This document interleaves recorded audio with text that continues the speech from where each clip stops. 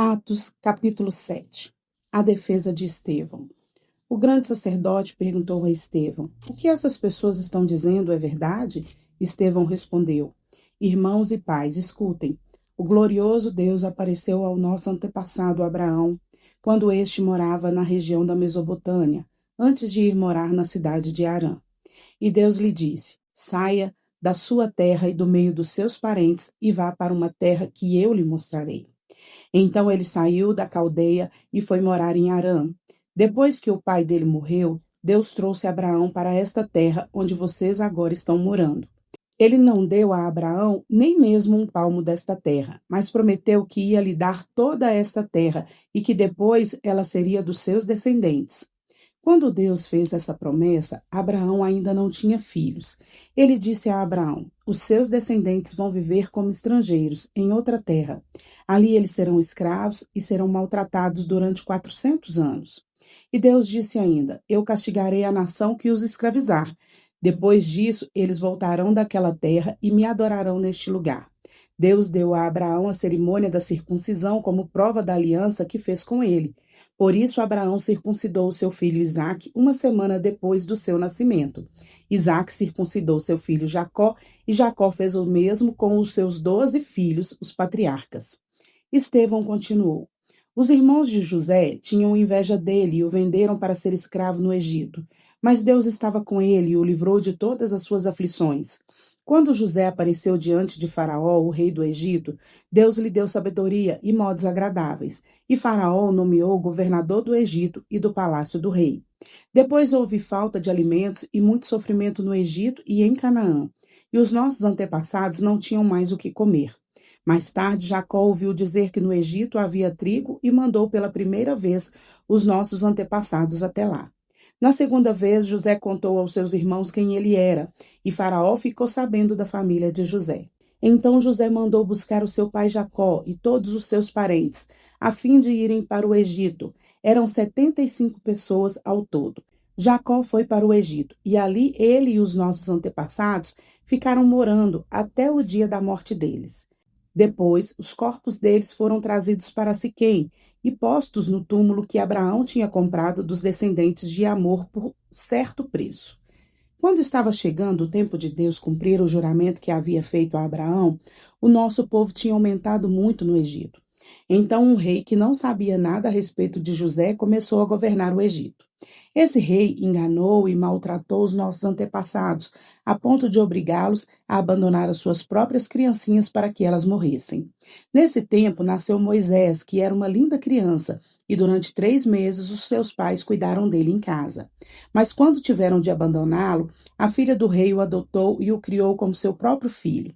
E assim ele foi instruído em toda a ciência dos egípcios e se tornou um homem que falava e agia com autoridade. Estevão disse ainda: quando Moisés já estava com 40 anos, resolveu ir ver a sua gente, os israelitas.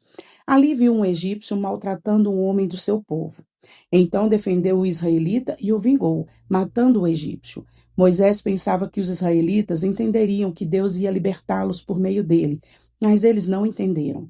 No dia seguinte, Moisés viu 2 israelitas brigando e, tentando apartar a briga, disse: homens, escutem, vocês são irmãos, por que estão brigando? Mas aquele que estava maltratando o outro empurrou Moisés para um lado e disse: quem pôs você como nosso chefe ou nosso juiz? Você está querendo me matar como matou o egípcio ontem? Quando Moisés ouviu isso, fugiu do Egito e foi morar na terra de Midian, e ali nasceram 2 filhos dele. 40 anos mais tarde, quando Moisés estava no deserto, perto do Monte Sinai, um anjo apareceu a ele, no meio do fogo de um espinheiro que estava queimando. Moisés ficou admirado com o que estava vendo e chegou perto para ver melhor. Então ouviu a voz do Senhor que disse: eu sou o Deus dos seus antepassados, o Deus de Abraão, de Isaque e de Jacó.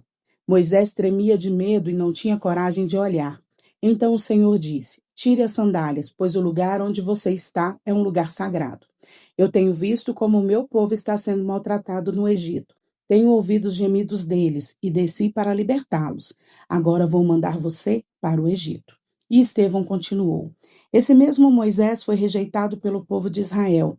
Eles lhes perguntaram: quem pôs você como nosso chefe ou nosso juiz? Deus enviou este Moisés como líder e libertador, com a ajuda do anjo que apareceu no espinheiro. Foi ele quem tirou os israelitas do Egito, fazendo milagres e maravilhas naquela terra, e também no Mar Vermelho e no deserto durante 40 anos. Foi esse mesmo Moisés quem disse aos israelitas: do meio de vocês Deus escolherá e enviará para vocês um profeta, assim como ele me enviou. Foi Moisés quem esteve com os israelitas reunidos no deserto. Ele esteve lá com os nossos antepassados e com o anjo que falou com ele no Monte Sinai. E foi Moisés quem recebeu e nos entregou as mensagens vivas de Deus. Os nossos antepassados não quiseram obedecer a Moisés, mas o rejeitaram e queriam voltar para o Egito. Eles disseram a Arão: faça para nós deuses que irão à nossa frente. Não sabemos o que aconteceu com Moisés, aquele homem que nos tirou do Egito. Então fizeram uma imagem em forma de bezerro e mataram animais para oferecer a ela como sacrifício. Depois deram uma festa em honra da imagem que eles mesmos tinham feito. Mas Deus se afastou deles e deixou que adorassem as estrelas do céu, como estava escrito no livro dos profetas. Ó povo de Israel, não foi para mim que vocês mataram e ofereceram animais em sacrifícios durante 40 anos no deserto. Vocês carregam a barraca do deus Moloque e também a imagem da estrela de Raifã, o deus de vocês. Esses eram ídolos que vocês tinham feito para adorar, por isso vou mandar vocês para além da Babilônia. No deserto, os nossos antepassados tinham conseguido a tenda da presença de Deus.